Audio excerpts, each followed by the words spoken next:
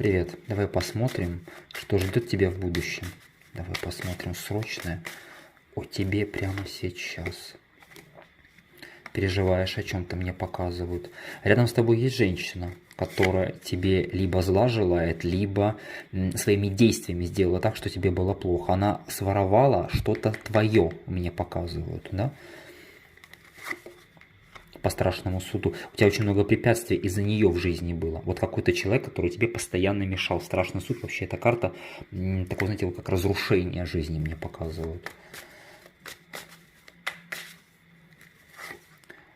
Верховная жрица, кстати, она может быть еще и ведьмой. Но при этом у вас очень сильный ангел-хранитель, рыцарь мечей, защита у вас. Вот наказание идет этой женщине, которая вам жизнь испортила, мне показывают, а в вашей жизни появится по королю кубков любящий и верный вам человек. Защита рода у вас.